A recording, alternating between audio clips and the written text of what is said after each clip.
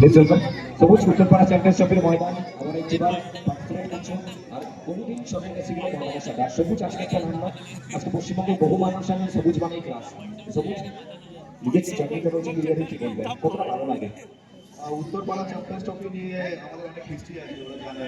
2016 সাল থেকে আমরা পরপর 2-3 বছর আমরা জিতেছিলাম। তো একটা ফাইনাল এখানে ঝামেলা হয়ে আমাদের টিমকে হারিয়েও দেওয়া হয়েছিল। তারপর থেকে 3-4 বছর যখন জিতছে আমাদের হারাতে হয়, বাট অনেক স্মৃতি আছে এই মাঠে আলাদা। মানে ছোট থেকে বড় থেকে দেখেছি টুর্নামেন্ট।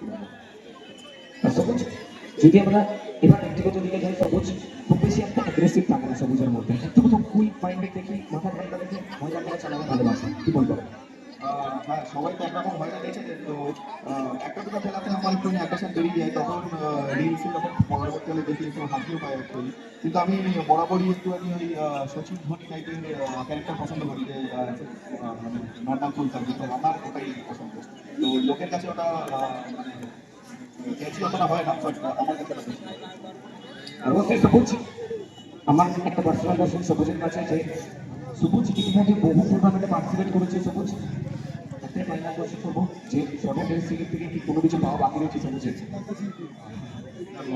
তো অ্যাকচুয়ালি শেষ হয় না, অ্যাকচুয়ালি শর্ট পিরিয়ডে সব সাকসেসই পেয়েছি। দেখা যাচ্ছে যতই কিন্তু যেন সম্মানের সাথে খেলতে পারি, এটাই আসছে। আর সামনে বিপিএস ফাইনাল সম্ভব পাঁচবার চ্যাম্পিয়ন অবশ্যই 22টা ম্যাচ তারাই ময়দানে হারেনি আর এই বছর একটা নতুন সিজন সামনে ফাইনাল সম্ভব এটা বলে আছে সবুজের পক্ষ থেকে বিপক্ষ থেকে ওরা এখনকার অনেক ভালো টিম।